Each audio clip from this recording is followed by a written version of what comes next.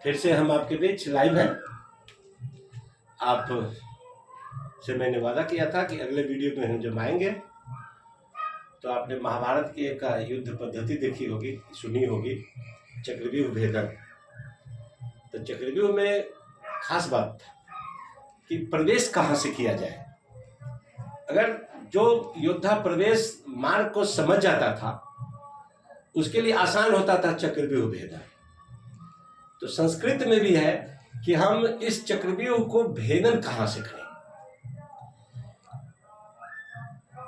आज मैं आपके बीच एक ऐसा मार्ग आपको बताने जा रहा हूं कि जहां से हम संस्कृत में प्रवेश करेंगे तो आपको बाधाएं नजर नहीं आएगी।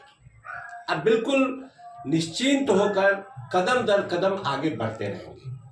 और प्रायः बच्चों की शिकायत है कि गलतियां कहाँ होती है पता नहीं चलता है। और प्रायः बच्चे जो गलती करते हैं हम उन्हीं गलतियों को आपके बीच आज रखने का प्रयास करेंगे। अगर विषय को आगे बढ़ाएं तो उस विषय में सबसे पहला जो तत्व आता है वह आता है वाक्य का। अगर वाक्य निर्माण हमने सही ढंग से पकड़ लिया, सही समझ हमारी हो गई वाक्य निर्माण से, तो हमारी दिक्कतें नहीं के बराबर रहती है। तो सिर्फ भावनावश वाक्य हम बनाएंगे तो गड़बड़ हो जाएगा। हम अपने मस्तिष्क का प्रयोग करेंगे वाक्य निर्माण में। वाक्य निर्माण के लिए नियम है, उन नियमों को हमको समझना पड़ेगा और उसका अक्षरशः पालन करना पड़ेगा। और हमेशा इसके साथ कुछ न कुछ समय बिताना पड़ेगा। बिना समय दिए थोड़ा सा भी समय, हम नहीं कहते कि आप 2 घंटा दीजिए समय इसमें, लेकिन आप एक निर्धारित समय रखिए। उस समय में से आधे घंटे, 40 मिनट, 45 मिनट भी यदि हम नियमित देते हैं तो संस्कृत आपके लिए बिल्कुल सरल सहज भाषा हो जाएगी। और आपको माध्यमिक स्तर में 90% अंक की तो मैं आपको गारंटी तो नहीं दे सकता हूं, लेकिन मैं आपको वचन देता हूं कि 90% तक, मैं 100% क्यों नहीं कहता हूं, कि कितना भी हम आपको बता दें तो अभ्यास आप नहीं करेंगे तो आपसे धोखे होंगे। सीबीएसई बोर्ड में तो 20 अंक विद्यालय को देना होता है, जिसमें आप क्लास परफॉर्म नहीं करेंगे। शिक्षक के नजर में यदि आप अच्छे नहीं होंगे, आप प्रश्नोत्तर ठीक से नहीं बनाएंगे, आपके नोट्सबुक ठीक नहीं होंगे, आपका व्यवहार ठीक नहीं होगा, आपके मासिक परीक्षा में, आप शाब्दिक परीक्षा में, आपके हाफ ईयरली में आपको यदि अधिकतम अंक नहीं आएंगे तो आपके प्रति इस विषय जो शिक्षक है उसकी धारणा बदलती है और वो आपको उसी जगह 1, 2, 3 नंबर कम कर देंगे। जिनका परफॉर्मेंस अच्छा होता है उनको 20 नंबर देते हैं, जिनका थोड़ा सा कम होता है वो 20 नंबर देते हैं, उससे भी जिनका कम होता है 16, 17 से कम नहीं मिलेगा। ये आम शिक्षकों की धारणा है कि 17, 18 से कम नंबर आपको नहीं मिलता है। तो 100% की गारंटी हम कैसे देंगे? आपको हर दिन परफॉर्म करना होगा क्लास में, तभी विषय शिक्षक आपको उस स्तर पर ले जाएंगे। तो ये भी आग्रह है मेरा कि आप क्लास में भी परफॉर्म करिए। जो विषय बताया जा रहा है क्लास में उसको भी गंभीरता से सुनिए। प्राय बच्चे क्लास में सुनते नहीं और इसीलिए उनको ऑनलाइन कोचिंग की आवश्यकता पड़ती है। यदि क्लास में आप ठीक से सुन लेंगे, जहाँ कक्षाएं चलती है, नहीं चलती है तो भगवान मालिक, अगर जहाँ कक्षाएं चलती है तो आप कक्षा में आचार्य शिक्षक की बात को सुनिए, टीचर की बात को सुनिए, जो आपको पढ़ाने वाले अध्यापक हैं उनकी बात को सुनिए। वो अच्छा पढ़ाते होंगे और उनकी बातों को सुनिएगा तो आपको अच्छा लगेगा। मैं अपना अनुभव आपसे शेयर कर रहा हूँ। मैं यह मान के चलता हूँ कि यदि आपको वाक्य ठीक आ गया तो आपकी सारी समस्याएं दूर हो जाएंगी। ठीक कैसे आएगा? तो वाक्य में 2 चीजों की प्रमुखता बहुत ज्यादा होती है। आप देखिए यहाँ अगर हम कर्ता को जोड़ते हैं, यहाँ एक कर्ता तत्व अर्थात है, इसमें यदि हम छोटा सा वाक्य भी बनाएंगे तो क्रिया जरूर जोड़ेंगे। बिना क्रिया के वाक्य बनेगा नहीं। कर्ता और क्रिया को जोड़ेंगे तो वाक्य बनेगा। और इतने छोटे वाक्य से आपका काम चलना नहीं है।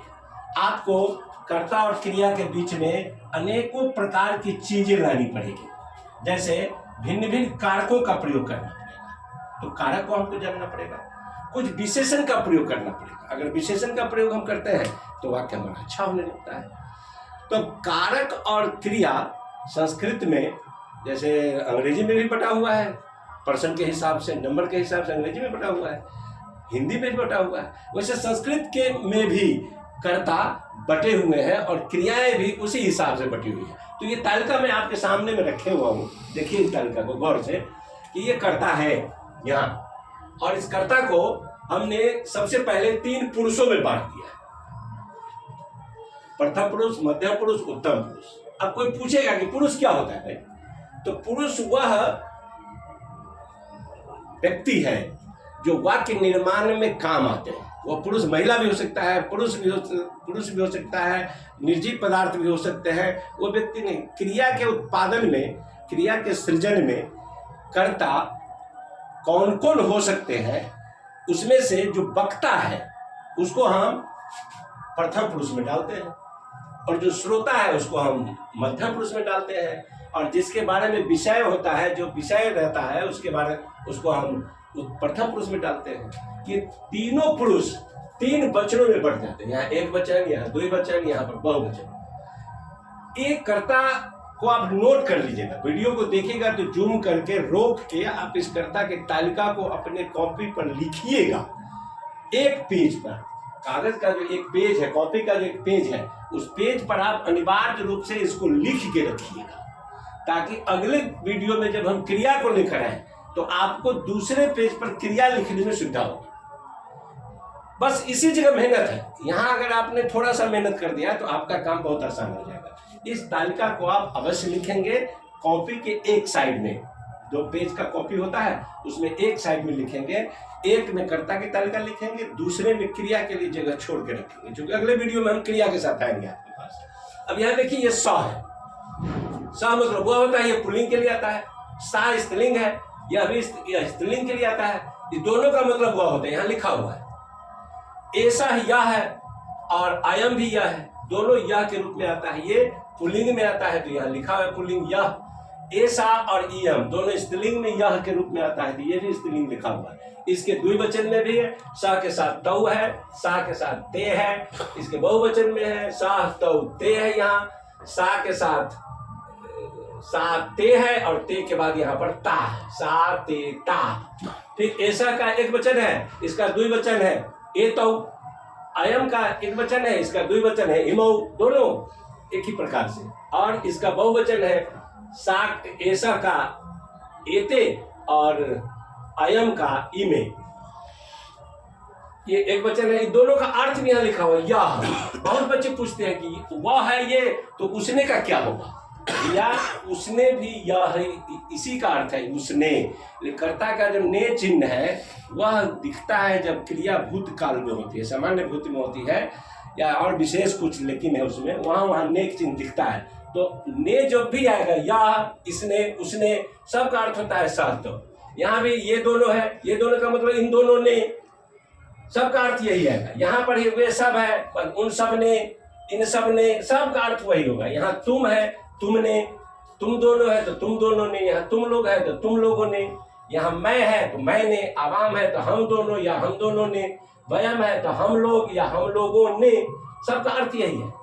तो इसको अब देखिएगा, नंबरिंग के लिए हम आपको दिखाते हैं कि इसको हम नंबरिंग करके रखते हैं, आप भी नंबरिंग करके रखेंगे। जैसे ये स्क्वायर जो है पहला, उसको हम 1 नंबर में डालते हैं। ये 2 है, इसको हम 2 नंबर करते हैं। ये सब की जरूरत आपको आगे क्रिया आएगी तो उसमें पढ़ने वाली है। ये 3 है, तो आप भी अपने कॉपी पर इस नंबरिंग को जरूर लिखिएगा, 1 2 3। ये किसी किताब में नहीं मिलने जा रहा है, ये मैंने अपने अनुभव से इसको बनाया है आपकी सुविधा के लिए। तो 1 नंबर है, ये 2 नंबर है, 3 नंबर है। यहाँ पर का जो स्क्वायर है इसको हम 4 नंबर कहते हैं। यहाँ का जो ये खाली ये जगह है इसको हम 5 नंबर कहते हैं। ये 6 नंबर है, ये 7 नंबर है, ये 8 नंबर है, ये 9 नंबर है। इन 9 प्रकार का जो यहाँ पर आपको दिख रहा है स्थान, इन 9 प्रकार के कर्ता को आप अपनी कॉपी में सुंदर ढंग से लिखिएगा, ताकि आपको बार बार दिखने में अच्छा लगे और इसका उपयोग आपको दूसरे वीडियो में हम बताने वाले हैं कि क्रिया के साथ इसको जब हम जोड़ेंगे, किस प्रकार से जोड़ेंगे कि सही वाक्य बन जाए और हमारी गलतियां कम हो जाए। धन्यवाद आज के लिए।